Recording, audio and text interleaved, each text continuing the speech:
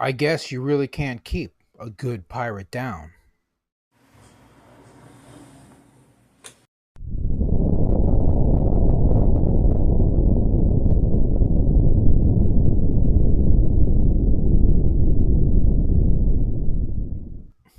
Good evening, ladies and gentlemen. It's your host, Belmont. I'm back with another episode of Power Vacuum, and today I'm going to be talking about Captain Blood. And no, I don't mean the 1988 French video game by the same name, which was more of like one of those dungeon crawl games, first person dungeon crawl. It's in space. In space. No, I'm not talking about that. I'm not talking about the movie from the 30s. I'm not talking about the book from the 20s, the 1920s, but it is related to that because apparently this game is supposed to be loosely based on the book. And I mean loosely based from what I've seen, which I've never read personally. Although interestingly enough, I have read The War of Indemnity. Indemnity. God, why I fucked that up. The War of Indemnity. It's a short story about Captain Blood, which is what I didn't even associate that with. But apparently, that's like an unofficial sequel to the story written by Raphael Scarabini or Scabini or however you pronounce the dude's name. He's French. I don't know. Um, Sabatini. I think I really fucked that up. I think it's Raphael Sabatini. Whatever. Moving on. Uh, this game is basically, I got the wiki here. It's kind of funny. This is what I remember: the Age of Pirates. I don't even remember them calling it the Age of Pirates Captain Blood. I think that's been like a retcon title.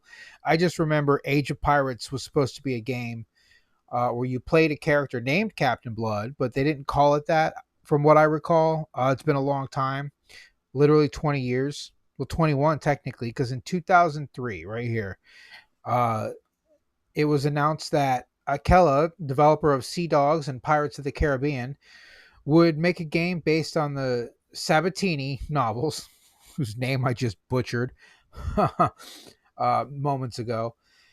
And they would develop the game.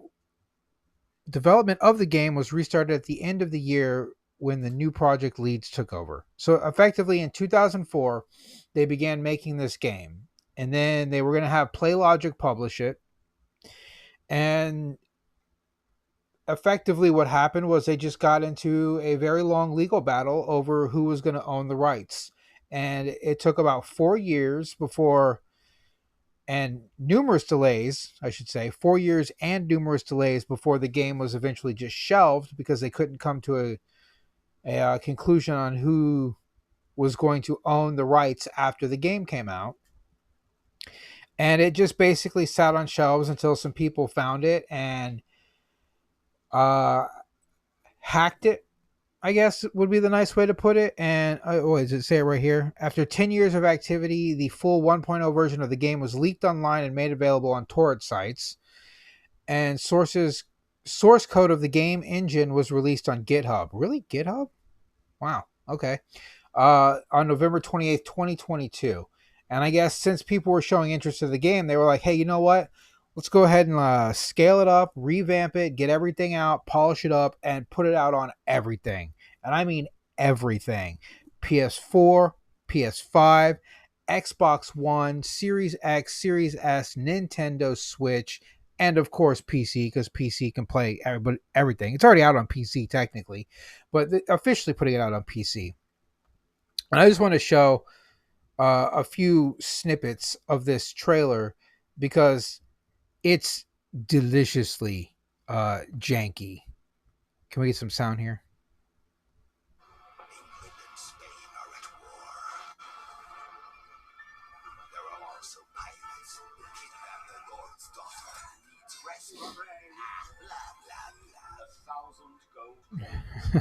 I fucking love it. It looks so jank, and that's what's selling me on. Like, look at these graphics. This is straight up Xbox 360, and not even like good Xbox 360. It's like early Xbox 360. It's like Fable 1 and 2 style graphics, and that's what I want. I want some good, clean fun.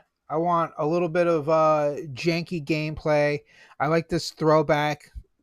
Well, it's not throwback. It is old, and it's from the heady days of hack and slash adventure games when almost everything was a hack and slash adventure game. They had, God of War did so well that it spawned a whole genre of God of War like games. That's like how Metroidvania spawned a whole genre of games. And in fact, Castlevania didn't know what to do, so they made their own God of War game for Xbox with the Castlevania games.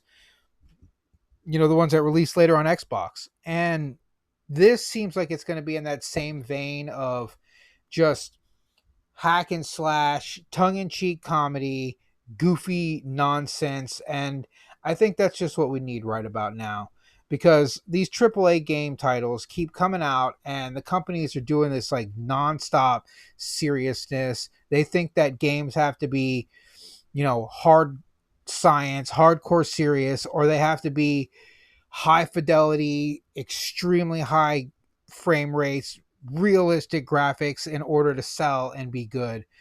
And I want this game. I really want this game to just go bananas. And I want it to sell tons of copies. I want it to make a butt ton of money. I want people to enjoy it. And I hope it's fun. I hope it's as janky as it looks in the preview. And I want it to be. And I want to have just some good old fashioned video game fun. I want to play a game and enjoy it. I don't want to have an experience. I don't want to like watch a freaking movie that's just slightly interactive. Like, oh, push this button every once in a while. You're basically watching a movie though. I don't want that experience. I want a game that's fun. I want to mash some buttons and see some shit happen on screen. And I want it to be fast and ridiculous and over the top. And I hope Captain Blood can deliver because it's kind of what I think we need right now. I think this is what we need in the gaming industry. I think it needs to be successful to show that games can still come out and not be these polished gems that take 15 years to make. Even though this took 20 years to come out, I don't think it took that long to make. I think it was pretty much done after a couple years. Just the legal battle held it up. So 20 years in the making, or 20 years in the waiting. Well, really, technically only 16 years in the waiting because, it kind of stalled out in 2008 when it was supposed to come out around that time and never did. Or no, here, right here. Set to be released in 2006. On the Xbox, which is why it looks like Fable, but moved back to 360. And now its official release date is the fall of 2024. 20 years, baby. Well, I guess 18 years from its original release, 16 years from its legal battle stalemate. Captain Blood, back from the dead, ready to hack and slash its way through the Spanish Armada. And let's just see what they've got, man. Let's just enjoy this game for what it is because retro gaming is back. I mean, one of the most popular games some of the most popular games right now are those ridiculous those Nintendo 64 throwback games like Shipwreck 64 or Catastrophe Crow. Is that what it's called? Crow 64? Catastrophe? I don't actually know the name of that game. But retro gaming is back and it's big because everyone's disappointed with AAA games, and I don't blame them. And if this game is, a big seller, it's going to show that you don't have to have all the bells and whistles that these AAA titles think they need to make a lot of money. So, I'm going to play this game. I hope you play this game. Let's make Captain Blood a massive success, even if it's just to stick it to the AAA titles. But again, I think this game might be fun. I think it's going to be janky, nonsense fun that all hack and slash games used to be back in the day. Well, that was it. This is a short little video just to talk about Captain Blood. That's all I've got for today. Belmont out.